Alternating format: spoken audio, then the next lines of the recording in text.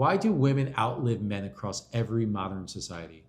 Genetics plays a role, behavior plays a role, but biology, specific sex hormones, makes up a major piece of the difference. Testosterone and estrogen aren't just about reproduction. They rewire metabolic pathways, shape immunity, and shift molecular aging trajectories. Today, we're going to break down how androgenic hormones like testosterone may accelerate aging and reduce lifespan, while estrogenic pathways tend to support metabolic resilience and cellular repair. We'll look at data from humans, rodents, and mechanistic studies, including what happens when you suppress testosterone or extend estrogen exposure. We'll also dissect the effects of hormone therapies, the role of bioidenticals versus synthetics, and the translational potential of compounds like 17-alpha estradiol. If you care about aging biology, endocrine modulation, and how to strategically navigate the hormonal terrain, we're about to cover it. Let's start with the basics. Aging is driven by 12 biological hallmarks or mechanisms that we've talked about before, including genomic instability, telomere attrition, mitochondrial dysfunction, cellular senescence, and so on.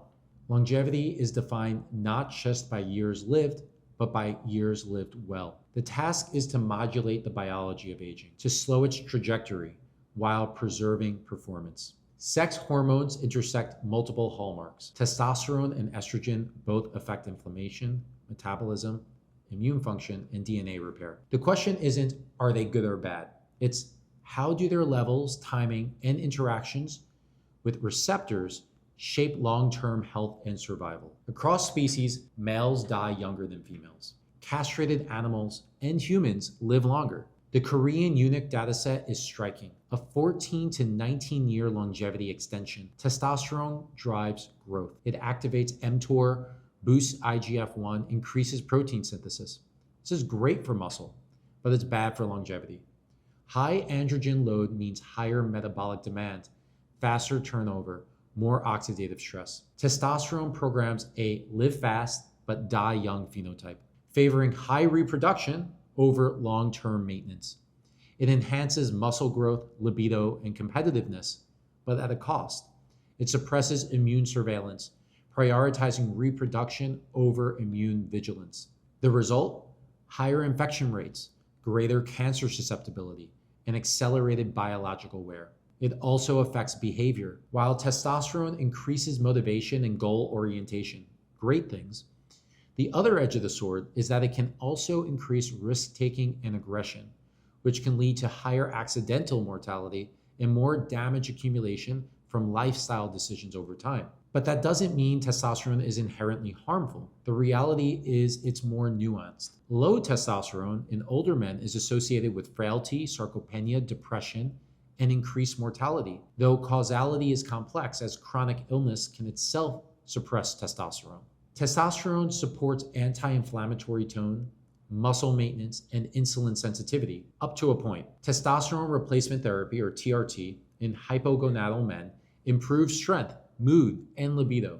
But long-term survival data are mixed, and cardiovascular risks still remain uncertain. Most of the studies linking high testosterone to immune suppression or cancer come from animal models or observational data, not from large controlled human trials. So while supraphysiological testosterone levels, whether from endogenous excess or anabolic steroid use, are clearly harmful, inducing hypertension, thrombosis, cardiac hypertrophy, arrhythmia, liver toxicity, and even sudden death, physiological replacement in deficient individuals may offer some benefit. Ultimately, the key is balance. Testosterone, like most hormones, follows a U-shaped curve. Too little leads to frailty and dysfunction, but too much accelerates aging and increases disease risk. Longevity likely resides somewhere in the middle, where testosterone is sufficient to sustain vitality, but not pushed to excess in the pursuit of muscle, libido, or feelings reminiscent of youth. And when it comes to that,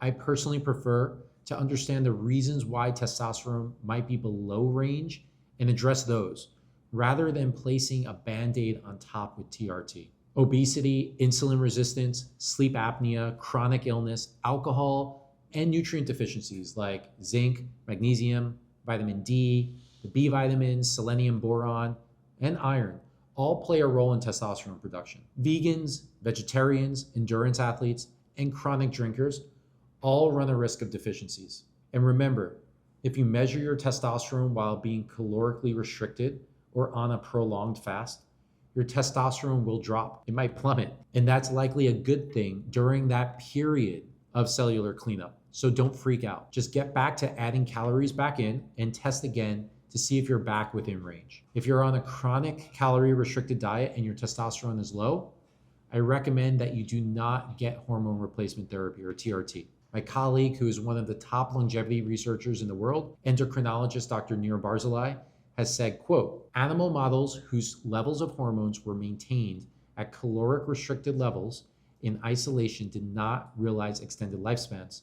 So far, the only decrease that's known to make a difference in longevity is the decrease in growth hormones. He adds, quote, regardless of the hype, I can tell you with certainty that growth hormones do not grow your lifespan. Now let's turn to women, where the hormonal story takes a different shape. In females, the loss of ovarian function shortens lifespan. Ovarectomy in mice accelerates aging, while transplanting young ovaries extends life, even when reproduction is no longer possible. In humans, estrogen therapy, when started early in the menopausal transition, is associated with better health span metrics like improved cardiovascular function, cognitive resilience, bone density, and metabolic stability. Estrogen is more than a reproductive hormone. It's a systemic regulator of maintenance and repair. It enhances insulin sensitivity, lowers visceral adiposity or fat gain, and blunts postprandial spikes in glucose and triglycerides. It also reduces systemic inflammation. It upregulates NRF2-driven antioxidant defenses and increases telomerase expression, which maintains our telomeres, suggesting roles in genomic stability and cellular repair. In the brain, estrogen is neuroprotective. It boosts brain-derived neurotrophic factor, preserves cerebral blood flow, and modulates neuroinflammation. In the vascular system, it's cardioprotective, improving endothelial function, enhancing nitric oxide bioavailability, and reducing atherosclerotic risk. Importantly, the timing of hormone therapy matters. Initiating estrogen therapy within a critical window, typically within 5 to 10 years after menopause, appears to confer the most benefit. Starting later may carry more risk than reward. And the formulation matters too. Bioidentical estradiol delivered transdermally may offer better safety and efficacy compared to older oral conjugated estrogens. The bottom line, estrogen programs for long-term maintenance.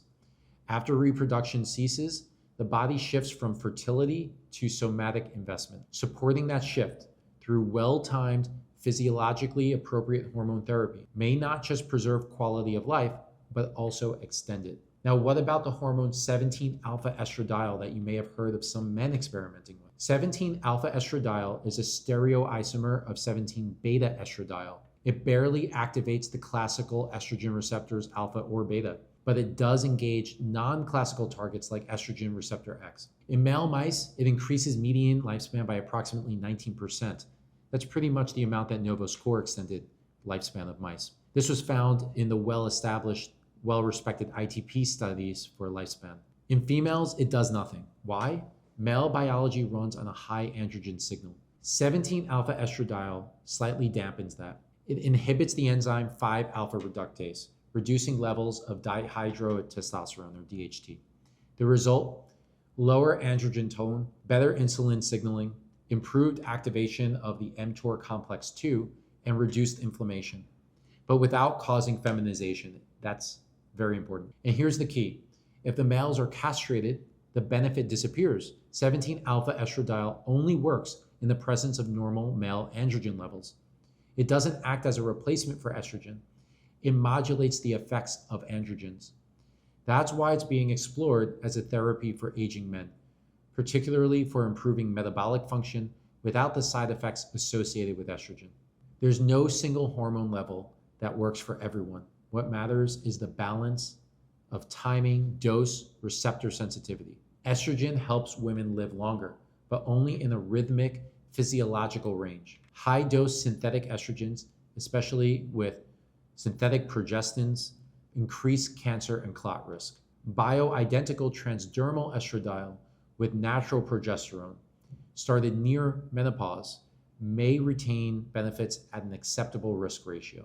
Testosterone supports vitality in men, but pushing levels high for performance or aesthetics or feeling young again creates massive risk. So what's the longevity intervention opportunity? First, 17 alpha estradiol for aging men is promising, but we need adequate human evidence. So keep an eye on this. Second, TRT for deficient men, possibly beneficial, but it should be monitored.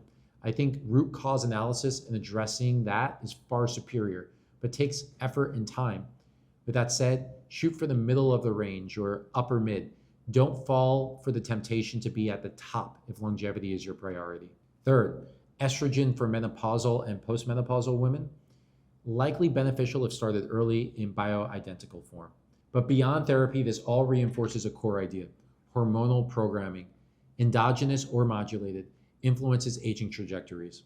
The evolutionary trade-off between reproductive drive and somatic maintenance is real. And we're just beginning to understand how to shift that balance intelligently. Sex hormones shape the arc of lifespan. Testosterone prioritizes growth and competition, and overdoing it is at odds with longevity. Estrogen prioritizes repair and resilience, and hormone therapy can potentially improve longevity.